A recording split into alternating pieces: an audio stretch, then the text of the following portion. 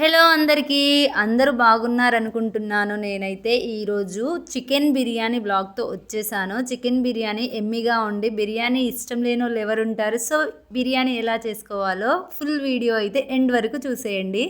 ఈ బిర్యానీ కోసం నేనైతే 1/2 kg చికెన్ తీసుకొని నీట్గా క్లీన్ చేసి పక్కన పెట్టుకున్న తర్వాత దీంట్లోకి అయితే 1 స్పూన్ అల్లం పేస్ట్, 1 స్పూన్ ధనియాల పౌడర్, 1 స్పూన్ గరం మసాలా, ఇక్కడ 2 స్పూన్స్ బిర్యానీ పౌడరు, నెక్స్ట్ ఇక్కడ 1 spoon chicken masala, next 1 spoon పసుపు, 2 స్పూన్లు కారం, 1 స్పూన్ ఉప్పు అయితే యాడ్ చేసుకున్నా. నెక్స్ట్ ఇక్కడ ఆనియన్స్, ఫ్రైడ్ ఆనియన్స్ కావాలి కదా, సో నేనైతే ఇక్కడ ఆనియన్ ఫ్రై చేసుకుంటున్నాను. ఇక్కడ ఆనియన్ ఫ్రై చేసుకున్న తర్వాత ఒక హాఫ్ ఆనియన్స్ ఇందులోకి వేసుకోవాలి. సగం ఆనియన్స్ తర్వాత బిర్యానీ రైస్ పైకి యాడ్ చేసుకోవాలి. నెక్స్ట్ ఇక్కడైతే చక్కగా మిక్స్ చేసుకుంటున్నా నేను. చక్కగా ఇలా మిక్స్ చేసుకున్న తర్వాత అందులోకి అయితే కొంచెం కర్డ్ కూడా వేసుకోవాలి. కర్డ్ కూడా వేసి బాగా ముక్కలకి పట్టేలాగా అయితే మిక్స్ చేసుకోవాలి. సో ఎంత బాగా మిక్స్ చేస్తే అంత బాగా వస్తుంది. సో సగం ఆనియన్స్ అయితే ఇందులోకి యాడ్ చేసేసాను. అలాగే సగం లెమన్ అయితే ఇందులో ఇలా లెమన్ చక్కగా పిండుకొని మంచిగా కలుపుకోవాలి.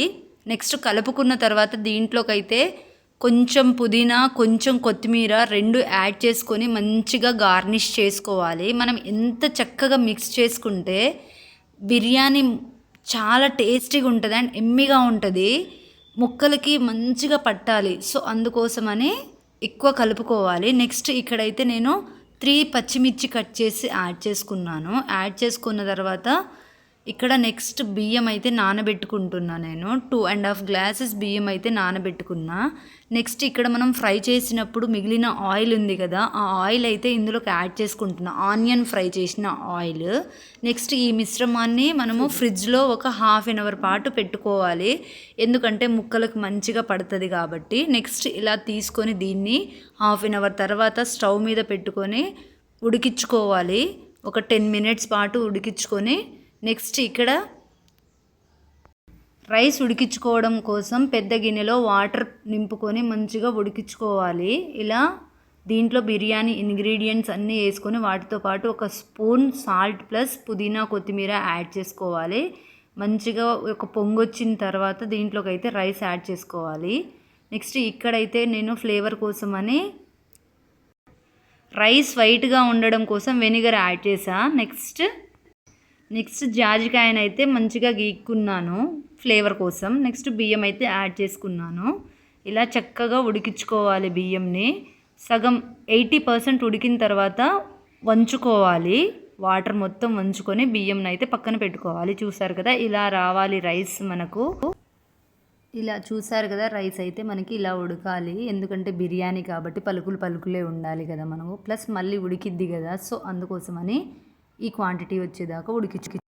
ఇక్కడ చికెన్ అయితే 70% ఉడికిపోయింది. చూసారు కదా ఇలా గ్రేవీ అయితే ఇట్లా వచ్చేయాలి ఉడికి. మనము దీంట్లో కొంచెం వాటర్ యాడ్ చేసుకొని ఉడికించుకోవాలి. అప్పుడు మంచిగా ఉడికిద్ది. నెక్స్ట్ ఈ చికెన్ రైస్ కుక్కర్లోకి ట్రాన్స్ఫర్ చేసుకొని దీనిపైనుంచి అయితే మనం ఉడకబెట్టుకున్న రైస్ ఉంది కదా, ఆ రైస్ అయితే యాడ్ చేసేసుకొని కుక్కర్లో పెట్టుకుంటే ఒక 10 మినిట్స్ ఉడికిద్ది. బిర్యానీ అయితే రెడీ అయిపోయిద్ది. ఇలా మధ్యలో మనము ఫ్రై చేసి పెట్టుకున్న ఆనియన్స్ ప్లస్ కొత్తిమీర యాడ్ చేసుకుంటా రైస్ వేసుకుంటూ ఉండాలి. దీంట్లో నెయ్యి కూడా యాడ్ చేసుకోండి. నెయ్యి యాడ్ చేసుకొని పైనుంచి రైస్ యాడ్ చేసుకోండి. మళ్ళీ పైనుంచి సేమ్ ఇక రిపీట్ చేసేయాలి. ఆనియన్స్, పుదీనా, కొత్తిమీర, నెయ్యి యాడ్ చేసుకొని మూత పెట్టేసి రైస్ కుక్కర్లో పెట్టుకొని స్విచ్ ఆన్ చేసేస్తే మన బిర్యానీ అయితే రెడీ అయిపోతుంది.